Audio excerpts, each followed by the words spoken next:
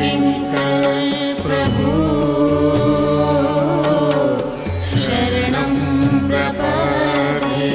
तो जब हम भगवान श्री कृष्ण की लीलाओं का निरूपण करें तो हम उस लौकिक धर्म के आधार पर, जब ये दृष्टांत दिया कि विभीषण ने बंधु का परित्याग किया, बड़ा भाई रावण पिता तुल्य होता है और भाई का त्याग कर दिया, तो वो भ्राता द्रोही, समाज ने उसको किस दृष्टि से देखा? विभीषण को कोई आदर की दृष्टि से नहीं देखा जाता है। विभीषण का स्मरण कब किया जाता है? व्यवहार में एक दोहा भी बन गया है, मुहावरा बन गया है। कब याद करते हैं? जब कोई किसी को धोखा देता है तब विभीषण को याद किया जाता है कि घर का भेदी। तो ये क्या आदर की दृष्टि से देखा गया? तो समाज ने इस कार्य को आदर पूर्वक नहीं दिया। इसका मतलब लौकिक धर्म, ये सामाजिक धर्म जो है वो तो उसी को महत्व देते जिसमें हमारे स्वार्थ का समर्थन होता रहे, कि रावण गलत करता रहे और विभीषण मूक हो करके समर्थन करता रहे। ये समाज की मनस्थिति है, पर ये भागवत धर्म नहीं है। और इसलिए जब युद्ध क्षेत्र में विभीषण और मेघनाद एक बार आमने सामने हो गए और मेघनाद ने उलाना दिया विभीषण को, हे भ्राता द्रोही विभीषण, जहां पर तुम जन्मे उसी लंका में तुमने आग लगवा दी। और तब विभीषण जी ने कितना सुंदर उत्तर दिया। देखिए विभीषण जी का जो कार्य है, और वो परम पूज्य गुरुदेव ही सुन पाए ये संवाद, ये मानस के सारे अंतर्भाव है। रामायण में नहीं मिलेंगे, ये राम किंकर सद साहित्य में मिलेंगे। विभीषण शरणागति नाम का ग्रंथ है, आप अवश्य पढ़े। तो विभीषण जी ने कहा कि मानो आप जिस घर में जन्मे उस घर में आग लग जाए और पूरा मकान धू धू जल रहा हो, और एक व्यक्ति उसमें है, वो कहे कि अरे इस घर में मैं जन्मा हूं तो मैं तो इस घर के प्रति मेरी निष्ठा है, मैं त्याग करके घर का त्याग नहीं करूंगा, और उसी घर में रह करके जल जाए, उसको बुद्धिमानी कहेंगे? या अगर घर में आग लगी है तो बुद्धिमान उसको कहेंगे कि वो घर से बाहर निकल करके और आग बुझाने का प्रयास करे।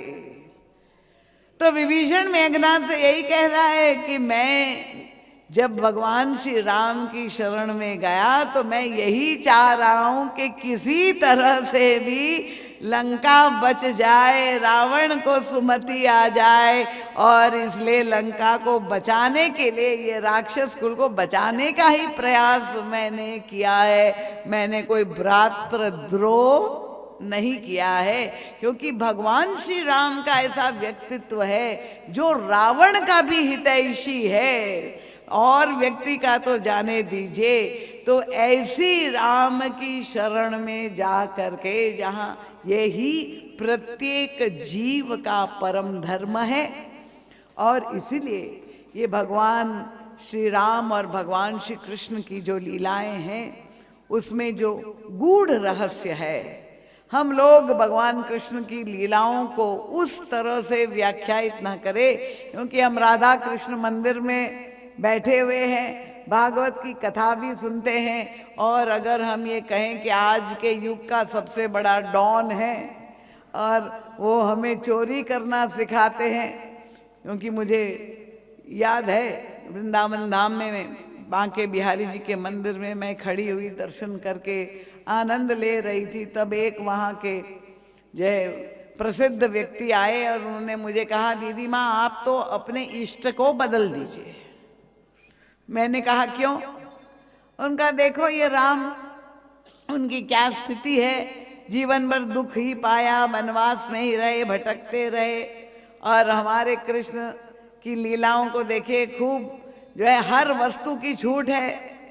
कृष्ण का अनुकरण आप करेंगे, अपना इष्ट बना देंगे, तो आप चोरी भी कर सकती है, झूठ भी बोल सकती है। मैंने कहा महाराज यहीं रुक जाओ, आगे ना बढ़ना, नहीं तो कह देंगे कि चीरहरण भी कर सकती है। तो अगर हम अपने आराध्य की लीलाओं की व्याख्या में जो रहस्य है, जो निर्देशन है, अगर हम इस तरह से कृष्ण को व्याख्यायित करेंगे तो फिर हमारे घर में राम राज्य कभी नहीं हो सकता है। और चाहे राम हो चाहे कृष्ण हो, वो है तो तत्वतः एक ही परब्रह्म परमात्मा।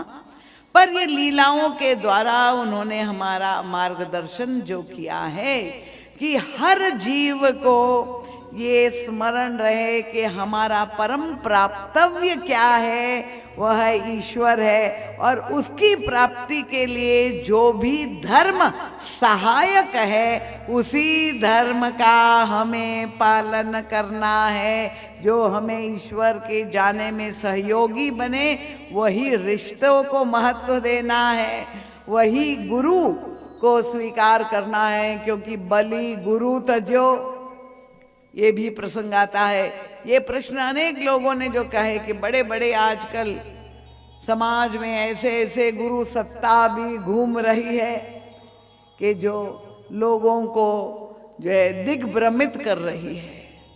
तो चाहे कोई भी गुरु हो, बिना किसी का नाम लिए हुए, जब हमें गुरु की शरण में जा करके उनकी कथा श्रवण करके हमारा विवेक और प्रदीप्त हो और हमें वह अंजन लगाए, जो विभिन्न प्रकार की हमें साधनाएं बताएं, वो अंजन का प्रयोग करते हुए हमें अपना लक्ष्य और निकट आता हुआ दिखाई दे, ऐसे ही गुरु को सद्गुरु कहा जा सकता है।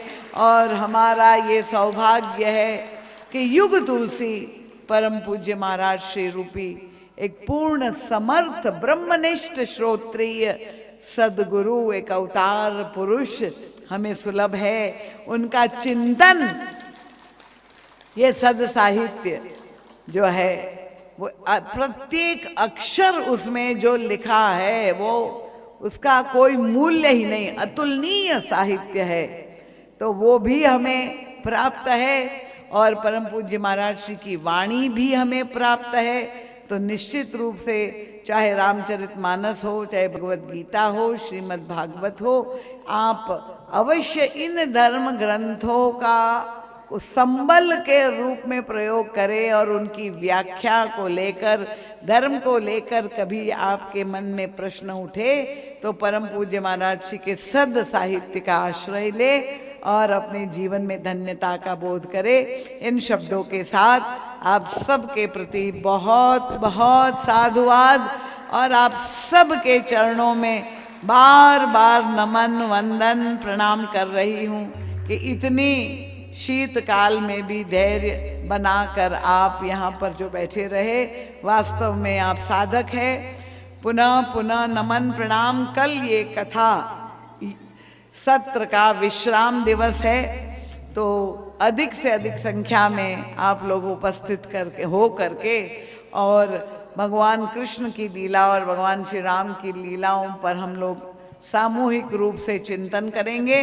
भगवान के नाम का जयघोष होगा, रामायण जी की अभी आरती होगी, प्रसाद लेके आप प्रस्थान करेंगे।